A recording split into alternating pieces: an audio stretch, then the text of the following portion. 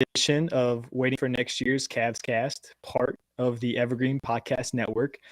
This is your host, Seth, and joining me tonight, you can read his work on basketballnews.com, listen to his podcast, Keeping It 94, follow him on Twitter at Spin Davies. Folks, Spencer Davies. Spencer, how are you, man? I'm great, Seth. How about you, man? Good, good. Very excited to talk to you. A little bit of Cavs basketball before we get into Thursday night football. So appreciate you jumping on.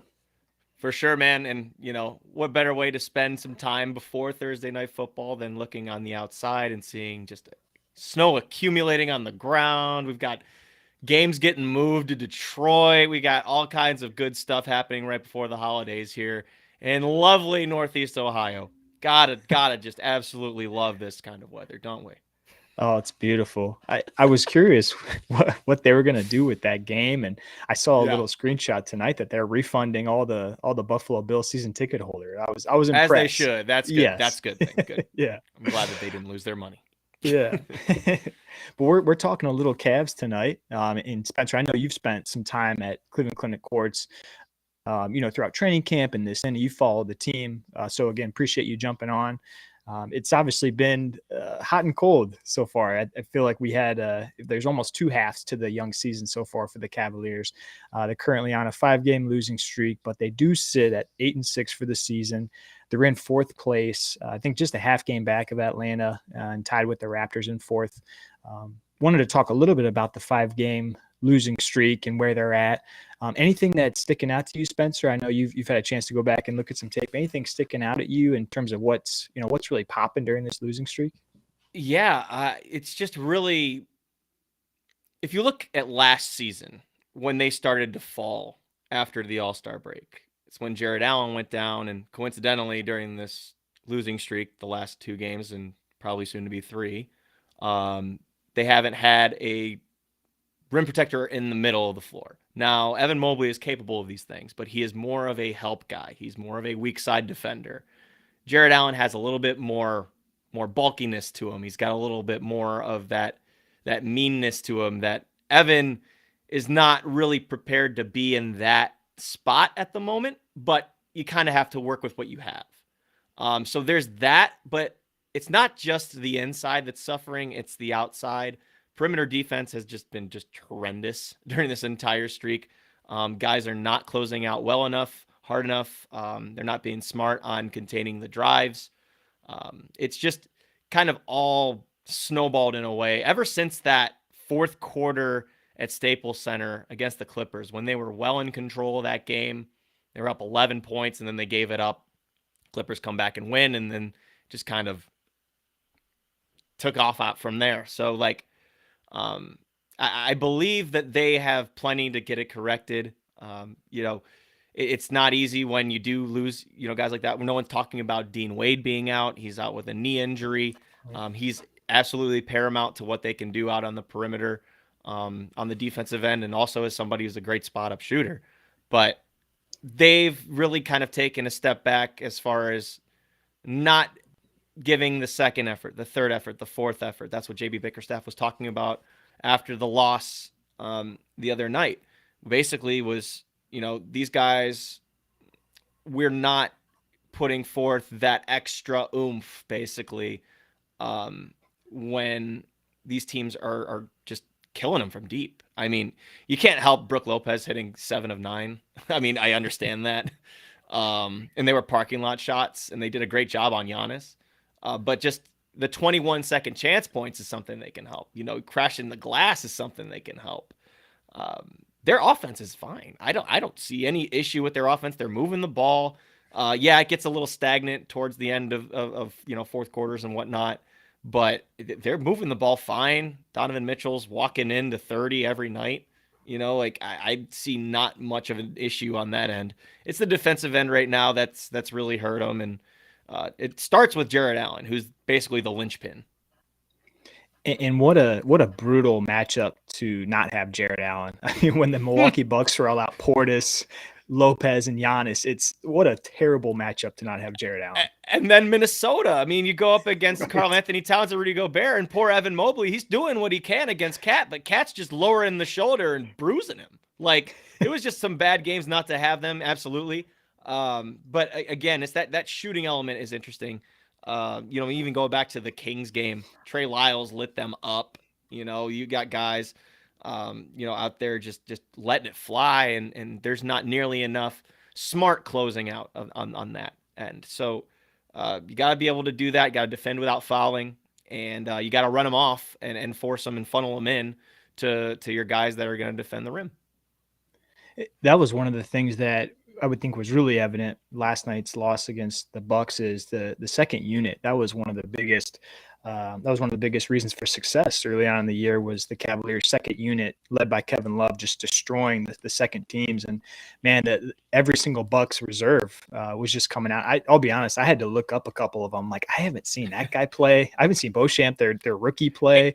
AJ Green, I will say, I did not know who fire. AJ Green was. You know who Marjon Beauchamp was, and he was in the the starting lineup. But they've got a nice deep team. I really like Milwaukee, and they should obviously be a favorite or something at least along those lines based on what they can do. But yeah, you're not wrong. I mean, second unit's been a big part of what the Cavs have been able to do. Kevin Love started off in such a great stretch. He's still shooting the cover off the ball. Jetty Osman, you're going to get good Jetty or bad Jetty. That's just how it is at the moment. And it's pretty much, how it's been over his career. But I think that they're really hurting because, some of these guys that are coming off the bench are like a little bit deeper. What's a actual, advantage of this is that you're getting to see more Lamar Stevens minutes. And I thought he did a tremendous job on Giannis yesterday. And making it tough on him, just getting his hand on the ball and forcing him no shot is tough for Giannis, but to actually, contest it and get in his way and force him to, kind of take an extra step or have a contested layup. Like Lamar did a great job there. And he did a good job on Sunday as well. But their depth is getting, tested right now because they're missing their starting center. They're missing one of their better, again, perimeter defenders in Dean Wade. And, they're still waiting on Ricky Rubio to get back. So I think that also plays into it. But again, are they as good as that 8 straight winning team? Are they as bad as this 5-game losing team? I don't think so. I think it lays somewhere in the middle, and it's November 17th. And so, I like to be pump the brakes guy with the good news. I also like to be pump the brake guy with the bad news. It's just they got to stay even keeled, and I think that's something this team can do. That's something that Donovan Mitchell has said over and over again during the 8-game win streak, and then during some of these tough losses is, hey guys, it's really all about tomorrow. That's one of the things I really like about what he's brought to this team is not getting too high, not getting too low. It's all about the corrections and what the guys can do tomorrow. And it's speaking about Donovan Mitchell. I know that's a guy for me that we get to see him occasionally. You don't get a ton of Utah games nationally, and for the folks that don't have League Pass, we got to see him one time at Rocket Mortgage Fieldhouse last year, and he lit the Cavs up. He's been obviously just on an absolute tear early on this season. Top 8, top 10 MVP candidate, depending on what sports book you're looking at. Shooting the lights out from the field, from 3, free throw line. He's just been spectacular. Anything surprise you about what he's brought either on or off the court so far this year for the Cavs? Yeah. So one thing I think I can point out is, I watched a lot of Jazz games. I was very in tune with that team, and their offense was obviously built around Donovan Mitchell, but they had some good shooters, Bojan Bogdanovic. They in the really, older days, Joe Ingles was a great part of that team. Obviously, Jordan Clarkson getting some shots up for him. But for me, I did not realize how strong he was in his upper body strength, in attacking the rim, being able to use, kind of his broader frame up there. I honestly did not know that he could move bodies. And so seeing that is awesome. I also didn't know he could be this effortless of a scorer. I know he was a good scorer and that he could get hot, but the way he goes about getting his points, one, he's not selfish. If he takes a shot, it's not. I have rarely seen him take a bad shot this year. If he's getting into a pull up coming off of a screen, if he's coming off of a screen and shooting a 3, if he's driving to the basket and drawing a foul, this is a 3-level score. We know about that with Colin Sexton, obviously, but we haven't seen it this kind of smoothly, I guess, is the way I want to put it. And the playmaking ability, too, is something that's really caught my eye. He has some really, really sharp passing skills. I saw one against the Warriors where it was a one-handed bullet pass when he was coming down the lane, and he shot it out to the corner. I think Jetty nailed it. He's got the ability to draw a lot of attention, which is going to open up things up, obviously, for guys like Darius Garland and whoever else is on the floor with him. Like, he has a lot of gravitational pull. I think that part I underestimated when the deal was made, because I wasn't like the hugest fan of the deal when it came out. I thought they gave up a lot, and obviously you look at what Utah's doing right now with Lauri Markkanen. Lauri Markkanen's having a career year, and he looks great. Colin's doing some great things off the bench as well. But I mean, Donovan, it's just that superstar tier level guy that they think will push him forward. And I mean, if the others come along with him, just like it was during that 8-game winning streak, then I don't see why not. You're so right about just his stoutness. I mean, when he gets into the paint, he has that ability to, once he gets into a defender and he's airborne, that center or that big guy that's meeting him up in the air, I mean, he has no problem making contact, hanging in the air, and either finishing with a little floater shot he's got or kicking out to somebody. That's definitely the one thing that stuck out to me too, is just how physical he can play. And he uses his body too on the defensive end, which also is another thing that I don't think a lot of people are, noticing as much. Is he's really? It's hard to move him when he's defending. Now, obviously you can get lost sometimes on off the ball, and that's just natural sometimes with some of these players in the NBA can just roam for days and relocate and shoot and all that. But I think on the ball, Donovan's been really, really solid as a defender, especially when Jarrett's been on the court. But again, I mean, it's a team-wide issue right now on the perimeter. But overall, with Donovan, I think that they couldn't be happier. I think the word that or the phrase that JB Bickerstaff used after one of those wins on the initial homestand was that he's a complete player. And I think that's speaking a lot of what he's capable of. I'm getting flashbacks to a couple of denials that he had when Tatum was trying to post him up, and he's like, "No, you're not getting deep on me. I'm going to put my foot in the ground, and you're not moving me." And he did. Mm-hmm. It was impressive what he's able to do on obviously the offensive end and the defensive. The next thing I wanted to bring up, Spencer, and get your take. So this is something that frankly has been talked about too much, but I think the last few games and how well some of the guys have played makes it a more interesting conversation than maybe it was throughout the first few games of the season. So obviously the Cavs big four, you have your lock for your point guard, shooting guard, power forward, and center in Garland, Mitchell, Allen, and Mobley. A lot of the conversation throughout camp has been, okay, who's starting at the 3, starting small forward position? What do those rotational minutes look like? Just wanted to get your thoughts, Spencer, on how Caris has played throughout this short 14-game span. I think maybe take last year off the table, throughout the span this year, and then some really decent minutes when he's been healthy from Dean Wade and Lamar Stevens. Just how you think the starting small forward role is going, and then just how the rotational minutes look behind that. Shoot, man, I was the one that asked Caris on media day just what it was like coming into training camp and having a full training camp with a team and not being traded and, standing pat in an area that you were not in last year, so you can actually get acclimated with the team and get to know people and get to, establish some chemistry. He was the talk of camp, man. Caris was the talk of camp. And he came out those first, 10 games, really, really solid on the defensive end. A very willing passer and a great passer, by the way. My goodness, when you see some of those pocket passes that he's had to some of the bigs, some drive and dumps that he's had to the bigs, like he has some really, really good moves, I think, in that aspect. But as of late, the defense has tailed off a little bit. I think that might be something that Bickerstaff is referring to. He hasn't mentioned any names, but he had one of his poorer games against Milwaukee. And if you're not giving it on the defensive end and you're not converting on the shots that you're taking, then it's hard to keep you out there.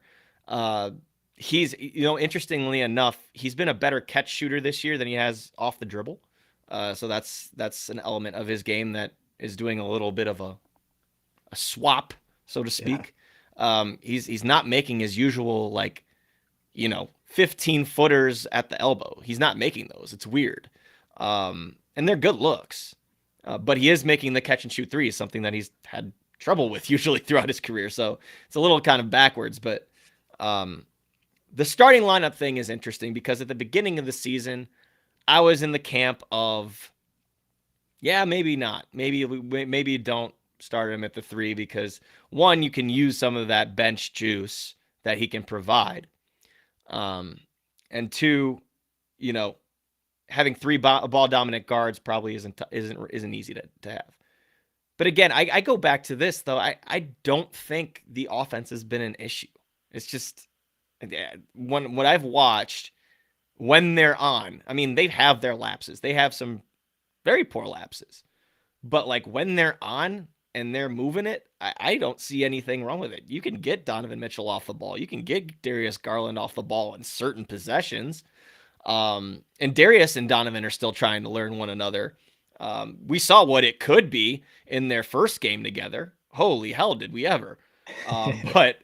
But I don't know if Karras is necessarily the issue, but if Dean Wade comes back healthy, I could see them going that route, putting him at the 3. I could see them trying Lamar Stevens out, going at the 3. Which, by the way, another part of this too is, Bickerstaff not going too deep into his rotation early in the season, which is kind of interesting to me. Maybe you want to go 9-10 deep instead of 8 and play Donovan Mitchell 39 minutes a night. Darius Garland's playing somewhere around 36, 37 minutes a night. That's going to wear on him early. But the small forward position, yeah, I probably would try something else. But I mean, you saw it. They beat the Celtics with this guy starting twice. So I don't know. Do those just not count anymore because they've lost 5 in a row? I maybe I'm naive. I no idea. But I think that Dean Wade's probably the best option for that at the moment. But again, he's got the knee injury, so they've got to make do with what they have, and that's pretty much what the situation is right now. That's what's made some of this early season so frustrating is you go pile over and look at lineup data and you're hard pressed to find a lot of big trends because obviously Darius being out, Dean Wade being out, Jared Allen being out. And I know that's a reality for every single NBA team, but you try to find what works. Obviously the coaching staff has a much better idea than I do on my basketball reference website here, but you try to look at trends and patterns and, you struggle to find, them having all their favorite guys on the court at one time. And, the one thing that I've really been impressed by, and I don't have any numbers in front of me, but just Dean defensively. I mean, him chasing around the best player at times, the Tatums, the Browns, the best wing on the opposition, and then hitting his open threes. He's been lights out. I think he's in the 60 percentile of what they call open threes this year. He's just absolutely dominant from getting those clean looks. So he's just been excellent for their spacing, I think, with the starters. Yeah, and they miss that. They do. They miss that. Both ends of an impact right there. That's a big loss. And people tend to get very frustrated because they see L's out there, and it's not fun to see losses pile up. But sometimes you also got to go with the reality. Again, I don't think that they're as good as they were during that 8-game winning streak, or they're as bad as they are in this 5-game losing streak. I know we like to talk in absolutes these days, but it's going to be a process. JB brought it up too after the loss in Milwaukee about great teams getting to the winter time and they're 500 or they're just a little bit below 500. He cited the Miami Heat. He cited back to the Timberwolves when they had Latrell Sprewell and Sam Cassell. He cited these old teams and how they didn't have perfect right off the bat. So they understand. I mean, I think last night's press conference was just to put a little fire under him. And I think he did it in a very respectful manner because he said that he's not wavering. He's not ever thought of wavering once.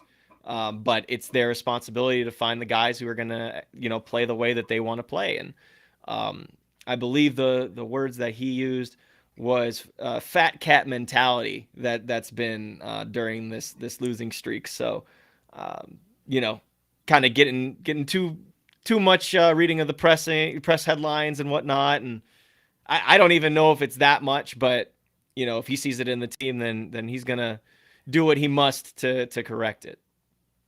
Yeah, some of the guys may have been listening to Simmons. I know Simmons had a nice rant about the Cavs after those 2 wins. The Hoops Collective, they're definitely talk of the town there. You beat the best team in the year. league twice in overtime. I mean, that's what's gonna happen. The attention's gonna come. That's right. That's right. Well, we'll change it up here a little bit and go to a kind of a fun listener question. Now, I have no idea if we have any thoughts here, but I'm just going to throw it out to you, Spence. So one of the questions that I got texted to me was, how much do you think the junkyard chain costs?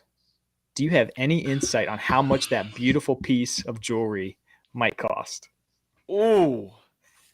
Now, I'm not one for appraisals. Ooh, that's tough. I got to imagine that bad boy's got to be up there in the I might sound dumb. I don't know. I'll guess like 4K, 5K. I don't know, man. It's some real jewelry. There's some good looking diamonds in there. I don't know. That's a good question. I mean, it's huge. It looks heavy. I mean, it's it's got some weight to it. It's legit, man. Like when in the press conferences and you see these guys wearing this thing, it doesn't look like a piece of plastic. I'll tell you that. That's something we should look up and see. And if I'm way off, then you'll know I'm not going on Price is Right anytime soon. That's right. That's right. No, that's a good one. If you want to, yeah. Well, if you want to save up for your own junkyard chain, we at WFNY, we've got a great deal with Underdog Fantasy. For first-time depositors, enter in the code WFNY at checkout. And Underdog will match your first $100. Underdog is a great platform if you're tired of the DFS salary system. There's tons of games, types of different games, drafts every night. Don't forget, use WFNY at checkout to get your first deposit matched up to $100. Really, that question was really just a segue into the ad read. So I, had to throw it in there. Was a real question though. So cheap plug, baby. That's what you gotta do. I understand. Transitions. Yeah. Speaking of transitions, I 100% agree with your sentiment of it's early. Kind of that Aaron Rodgers relax, right? They're not as good as that 8-1. They're not as bad as the current 5-game skid. Let's reassess in the next 15, 20 games, see where they're at. It's a long, long season.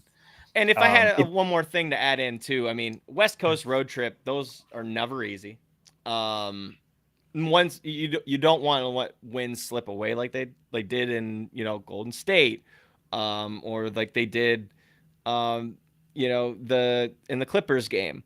And that Minnesota game was just a complete schedule loss. I mean, on the NBA, to make them travel from San Francisco that Friday evening, aka Saturday morning, back home, have less than, 24 hours rest, whatever the hell it was, and have them play a 6 p.m. Eastern game against Minnesota, probably makes sense why they came out a little sluggish in that one. But the West Coast trip was tough, and then you go in and you face a Milwaukee team who's been a buzzsaw this year. It hasn't mattered who the hell's been on the floor for him. Javon Carter drops 36 points last week. They don't have Drew Holiday, but you have guys like Brook Lopez who are knocking down threes and playing amazing defense on the interior. Like, they just have a good team and a good championship pedigree to them. So, I mean, the schedule's not getting any easier. I will say that. They should have a layup tomorrow against the Hornets. That should be a layup. But then you face the Heat, and then you face the Hawks, and then you face a Blazers team who's been defending their asses off and look rejuvenated. Those are not easy games. So they're going to keep coming, and the East is going to be competitive. It's going to be competitive all year long. There's going to be a lot of this. You're going to see people doing podcasts like this for every team saying, what the hell's going on? for me, it's because the team or the league is so even. Like if you look at some of the standings, man, like it's crazy. I think there are only 5 teams that have less than 5 wins. Like there is a ton of parity this year, and I love it. Personally, as a fan of basketball, I love seeing it. You can pick one team and say that guy's really good on every single team, or multiple guys for a lot of teams. So Eastern Conference in particular too, it's going to be a race. Yeah, there's some good teams that are going to win 43, 44, 45 games this year. I mean, it's just an absolute juggernaut. And speaking of the schedule, just the reality, I think their Heat Hawks is a back-to-back, and then when they play the Blazers, I think it'll be three games in 4 nights. So it just doesn't stop the way this NBA season works. It doesn't stop. If we take a step back and kind of go a little bit more macro, I think most folks say, hey, the future of this team, and even the organization has admitted, I think so much so with Evan Mobley, this team is going to go kind of where Evan Mobley takes us. So we're kind of going beyond the tactical this season. I just wanted to get your thoughts on Evan Mobley to you, year 2, based off of his body, his game. What have you liked from Evan Mobley in his second season? What have you not liked? How do you think he's playing so far?